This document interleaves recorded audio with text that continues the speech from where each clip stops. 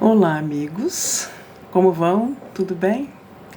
Hoje nós vamos estudar a questão número 100 do Livro dos Espíritos. Um marco, né? A gente já está quase completando o livro. O livro são 102 questões. O livro de Miramês, com os comentários de Miramês. E nessas 102 questões completam 2 anos. Então, se nós estamos no número 100, nós estamos quase completando 2 anos de estudo. E valeu a pena. O que a gente pode dizer é que esse estudo abriu a nossa compreensão para muita coisa. Nos faz enxergar de um modo muito mais próximo a grandeza tanto do Criador quanto de toda a sua criação. A gente consegue, de alguma forma, trazer para mais perto. E isso abre a nossa compreensão, né? É uma caixinha que se abriu. Está se abrindo, na verdade. Então, eu gostaria de comentar com vocês essa questão de hoje. Ela trata especificamente da escala espírita. Então, ela vem nos trazer uma visão da escala que Kardec monta. A questão no Livro dos Espíritos é uma questão longa, tá?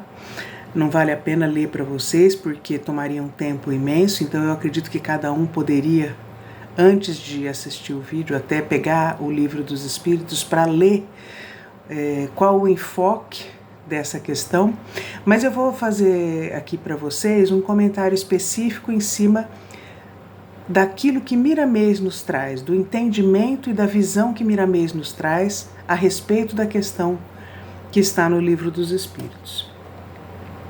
Primeiramente, ele volta a nos dizer, né, acerca da divisão que Kardec fez, dividindo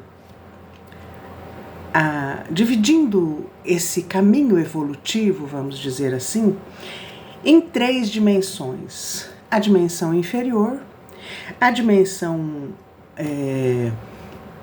mediana, vamos dizer assim, e a dimensão superior. Dentro de cada uma dessas dimensões existem infinitas subdivisões, tá? E isso ele nos traz dizendo que não existem 2 seres exatamente no mesmo estágio evolutivo.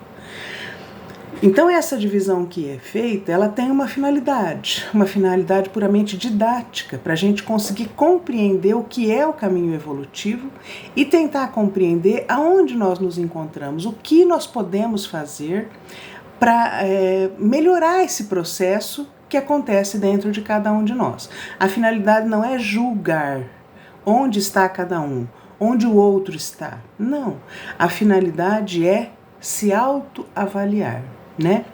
Obviamente que nos auxilia também a compreender o entorno, compreender aonde nós estamos, compreender com quem nós nos relacionamos.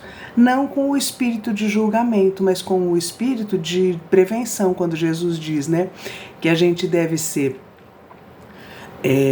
manso como as pombas, mas prudente como as serpentes. Esse é um ensinamento precioso que a gente tem que aplicar na nossa vida toda. Então, a finalidade é uma autoavaliação e o trabalho interior, que o trabalho interior cabe a cada um. Dentro dessas grandes divisões, dessas 3 dimensões, ele chama de dividindo o reino das almas em 3 dimensões. Dentro dessas 3 dimensões, ele fala a respeito do nível inferior, a dimensão mais inferior, onde estão os espíritos ainda devotados ao mal, que se comprazem no mal, que não conhecem o valor do bem e que não demonstram nenhuma vontade ainda de sair desse estágio em que estão, porque eles estão felizes sendo como são. É um estágio. E aí ele diz que o estágio intermediário, aquele dos espíritos que ainda são cheios de imperfeições, ainda estão cobertos de problemas, de mazelas, de defeitos a corrigir, de situações a melhorar, Esse estágio é caracterizado por aqueles espíritos que já conhecem o valor do bem, ou seja, eles querem melhorar. Já estão num caminho em que buscam a melhoria, em que se esforçam para conseguir angariar virtudes, bons hábitos, mas ainda não são perfeitos, ainda não conseguiram entesourar em si mesmos os valores que buscam. Mas existe uma busca, existe um direcionamento positivo. E então isso caracteriza essa grande faixa intermediária. Na faixa superior, a gente estaria falando dos espíritos que já adquiriram a virtude, espíritos que já estão num grau de pureza, né? E esses espíritos que estão num grau de pureza são aqueles que, ao atingirem uma situação diferenciada, uma situação melhor, compreendem a importância deles na evolução de todos aqueles que ainda estão em escalas inferiores, em estágios inferiores. Então, são espíritos que não podem interferir nas decisões dos seus irmãos inferiores. Mas eles podem auxiliar em muito. E eles auxiliam como? Através do exemplo. Então, Miramês nos dá aqui a explicação que os espíritos puros, o que eles podem fazer por nós? O que eles podem é nos dar o caminho, mostrar o caminho. Então eles nos dão exemplos de pureza, exemplos de honestidade, exemplos de amor, exemplos de caridade. Então são eles que vêm na frente, vamos dizer, abrindo uma picada no caminho para nos mostrar, ó, é por aqui. Vocês podem seguir por aqui. Através de exemplos, porque isso é uma coisa bastante clara em todo o ensinamento espírita. O espírito superior jamais nos constrange à vontade. Tudo que ele fizer por nós é no sentido de nos auxiliar a decidir melhor. Porém, a decisão cabe a cada um. Porque isso é uma questão, uma lei de Deus. Quando a gente busca o caminho evolutivo, e Miramês nos explica isso, depende de cada criatura. O caminhar depende de cada um. Em que sentido? No sentido de que a gente é responsável pelo esforço que nós fazemos. O esforço que a gente empreende, que a gente emprega na busca do objetivo que a gente elege. E também nós temos de Deus a liberdade. Deus nos concede a liberdade para o uso do livre-arbítrio. O direito de escolher, o poder que nós temos, é um poder, é um direito e também é um poder de escolher o que nós queremos, como nós queremos, quando nós queremos, né? E nos esforçarmos para seguir nessa direção. Então, dentro desse caminho evolutivo que é de liberdade, não existe constrangimento. Quando existe o constrangimento, quando ele ocorre, e ocorre sim, ocorre em função da nossa sintonia com a inferioridade. Porque os irmãos em inferioridade exercem sobre nós um poder obsessivo, de natureza obsessiva, que nos impede o exercício do livre-arbítrio. Impede o exercício pleno, né? Porque a gente tem que pensar. Cada um dos irmãos que exerce um poder obsessivo sobre nós, eles foram aceitos, admitidos por nós mesmos. Então, aí a gente já exerceu o nosso livre-arbítrio, no direito de sintonizar com aquilo que é negativo, com aquilo que é inferior, com aquilo que é o mal. Nós exercemos o nosso poder de escolha aí, quando a gente sintoniza. E uma vez sintonizados, a gente se coloca numa posição de submissão à influência negativa, que assume caráter obsessivo toda vez que a gente vai permitindo que isso cresça e tome conta de nós. Mas o espírito superior jamais faz isso.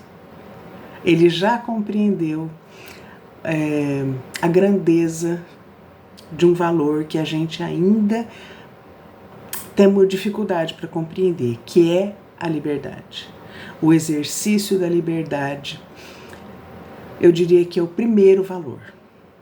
É o primeiro valor que a gente precisa conquistar e fazer por manter. Não é uma questão só de conquistar, porque ele é um valor de exercício constante, que se prolonga no tempo.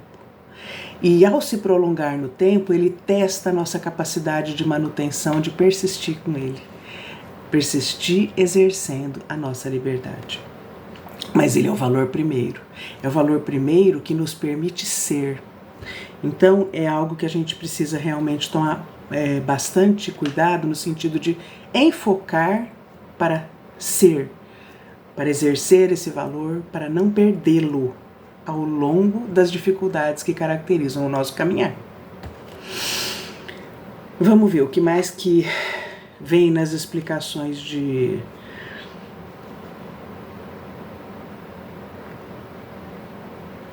o exercício dessa liberdade. Cada alma tem uma certa liberdade para exercer o seu livre-arbítrio e ela usa de acordo com a sua própria evolução.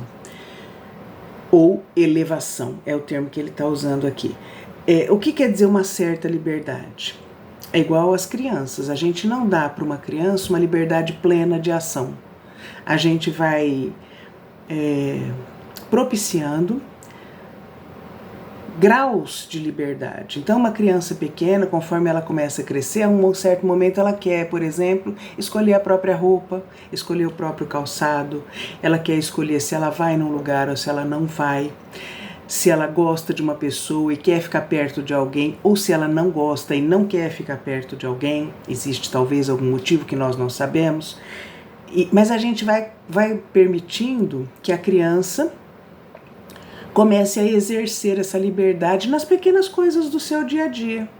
Então essa liberdade ela é gradual. Ela vai aos poucos crescendo.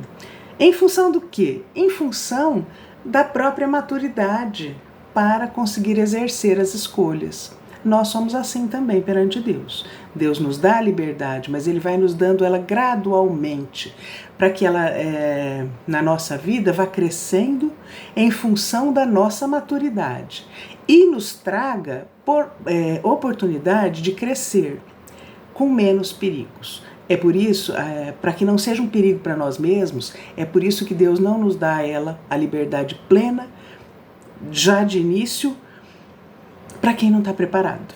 Então Deus vai dando gradualmente essa liberdade. E aí, nesse caminho evolutivo, tem uma parte aqui, um dizer de Miramês que é muito bonito. Vejam só, ele diz que não existem duas almas se situando no mesmo exato lugar dessa escala de evolução. Por quê? Porque a gente tem idades variáveis, né? Tanto idades da alma, se a gente for contar em tempo, quanto principalmente idades de maturidade. A nossa maturidade não é exatamente igual em todo mundo. Sempre vai haver graus de diferença. Mas ele dá um exemplo muito bonito. Como os frutos de uma árvore não amadurecem de uma só vez, assim são os espíritos. Mas nenhum se perde. Veja só. Como filhos de um pai de amor, não haverá órfãos. Isso significa que, sim, os frutos de uma árvore, nós que somos os frutos da criação, vamos tendo momentos diferentes de amadurecimento. Não vai ser exatamente igual para todos, porém, essa árvore, essa grande árvore é o nosso Pai de amor. Então, nenhum de nós se perderá. Nenhum de nós ficará à deriva, como órfãos perdidos no mundo. Jamais. Nós todos teremos um caminho evolutivo, mas nós todos vamos chegar lá. Isso é muito bonito e isso nos dá tranquilidade ao coração, né? Ele fala o seguinte: para teres uma ideia, e te esforçares no seu próprio aprimoramento, no cultivo de todas as virtudes e no desenvolvimento dos dons do saber.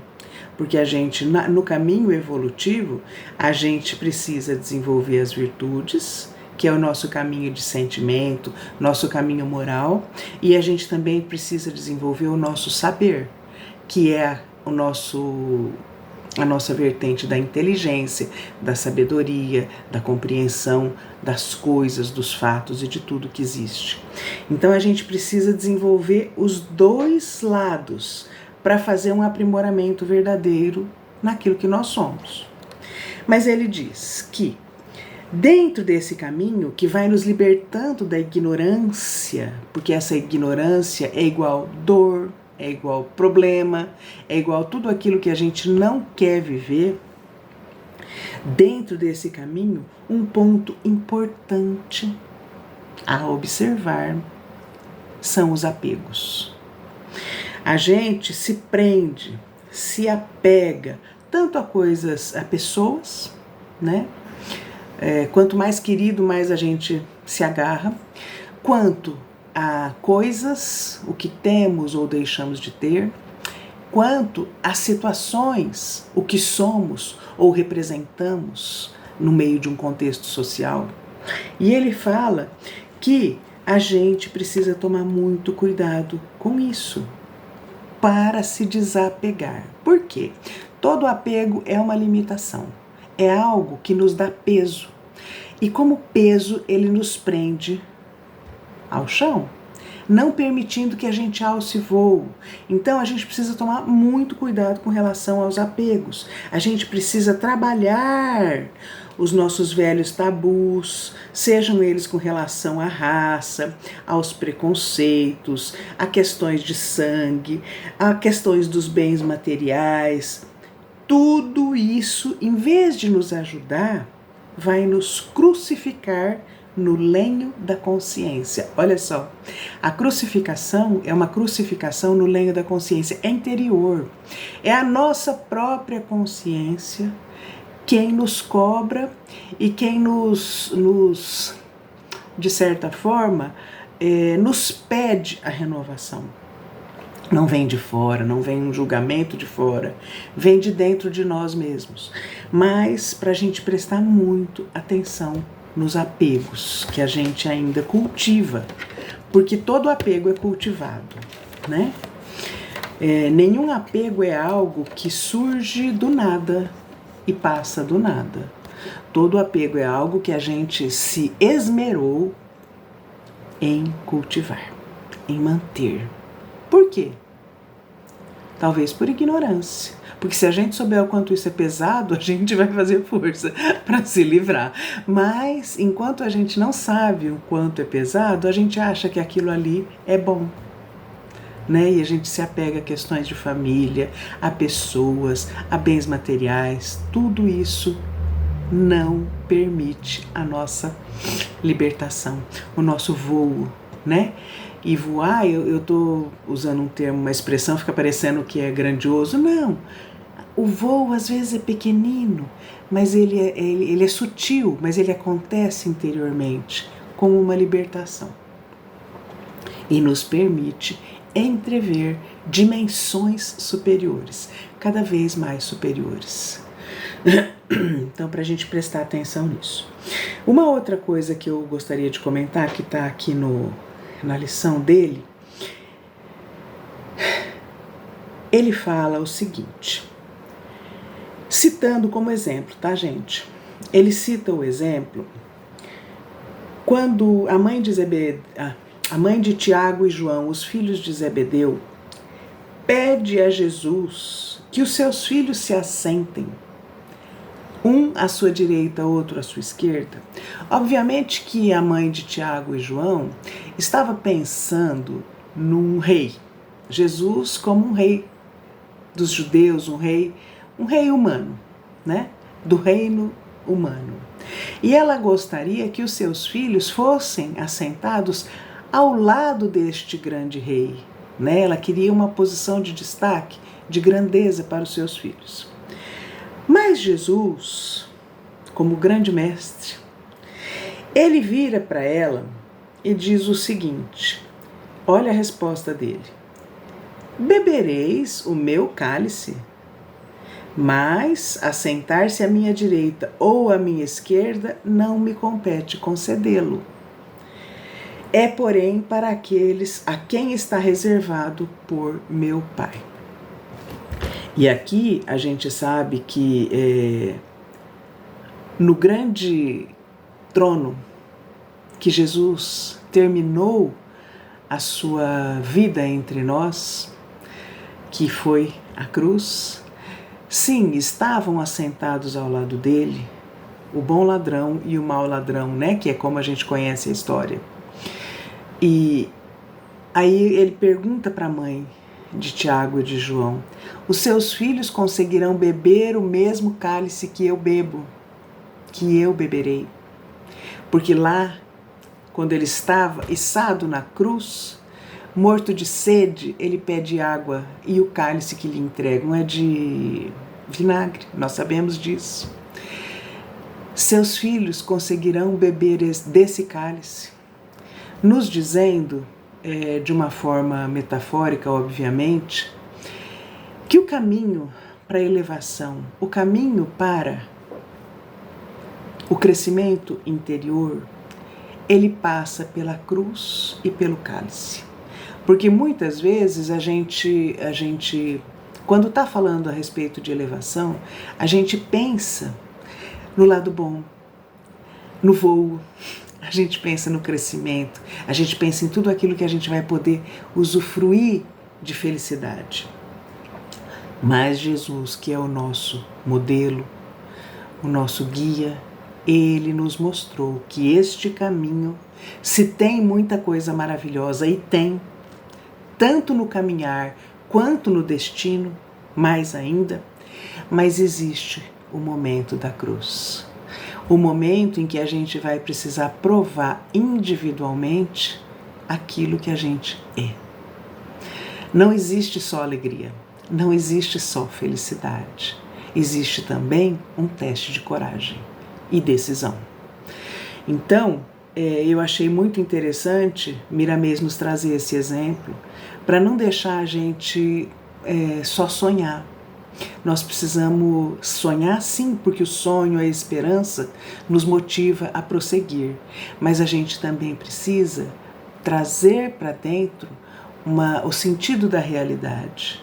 O caminho não é fácil, o caminho não é só alegrias, ele tem pedras, e dentre essas pedras que nós precisamos atravessar, haverá uma grandiosa, haverá um momento de testemunho pessoal, individual, que não depende das nossas companhias, não depende do auxílio que às vezes a gente pode contar no mundo, seja o mundo físico, seja o mundo espiritual, depende da nossa própria decisão. Jesus nos mostrou isso e a gente deve sempre lembrar disso, que quando chegar esse caminho, seremos nós capazes de beber do cálice que ele bebeu? Se a gente for, a gente atinge aquilo que a gente precisa. Se a gente ainda não for, nós vamos estar só adiando, porque desse cálice haverá um momento que nós vamos precisar beber. E para concluir, ainda para nós que estamos, se Deus quiser, um pouco longe do cálice, talvez porque não estamos preparados ainda para enfrentar esse cálice, né? Mas estamos um pouquinho longe, no caminho que nós estamos ainda. Nós, dentro da nossa simplicidade, da nossa pequenez. Ele fala uma coisa muito importante, muito interessante da gente prestar atenção. O que nos caracteriza dentro dessa escala, mais para cima, mais para baixo, porque veja bem, a escala não modifica o que nós somos. Assim como quando a gente estuda a fauna e a flora, a divisão de escalas e que a gente faz é puramente didática. Você não muda a fauna e a flora. A fauna e a flora, cada coisa é o que é. Cada espírito, cada alma também é o que é. A escala montada serve apenas para a gente estudar e compreender. Mas, quando a gente quer encontrar o local em que nós mesmos estamos, O que em nós ainda nos caracteriza assim, ou assado, ou cozido? Onde estamos nisso tudo? Ele fala que nós temos que, para descobrir a faixa a que pertencem cada espírito, nós temos que prestar atenção nas intenções e nos pensamentos. É isso o que nos caracteriza. Veja só, os pensamentos surgem constantemente dentro de nós, né? E as intenções? As intenções dão a qualidade do que a gente pensa, do que a gente faz, do que a gente quer. E às vezes a gente não presta atenção suficiente nas nossas intenções. E as intenções são uma chave importantíssima. Por quê? Porque as intenções mostram a luz ou a sombra que ainda há em nós. E as intenções é uma coisa muito interessante, porque ninguém de fora tem a capacidade para enxergar e avaliar a intenção que existe dentro do outro. A gente pode imaginar, fez isso com tal ou tal intenção, mas a gente não pode ter certeza. A intenção é muito pessoal, está dentro realmente de cada um de nós. Mas nós prestamos atenção nas nossas intenções? Quais são as intenções das nossas palavras, das nossas ações? Quais são as intenções que brotam lá de dentro? A gente precisa prestar atenção nas nossas intenções. As nossas intenções dão a qualidade do que a gente é. Então eu acredito que isso fecha a nossa busca por tentar compreender o escalonamento em que a gente está. Quais são as nossas intenções? Vamos prestar atenção nelas? Sem tentar mascarar, mas buscando a realidade do que elas trazem. E a partir disso, buscando atuar sobre as nossas intenções. Se a gente muda as nossas intenções, nós mudamos o leme do barco. A gente muda o direcionamento. É tudo na intenção. Eu tenho X intenção. É o meu rumo. Então a gente precisa trabalhar as nossas intenções. Mais uma lição belíssima, muito importante e profunda. Agradeço a atenção de todos. Que tenha sido muito bacana para vocês, como tem sido para mim esse estudo. Um abração. Fiquem com Deus.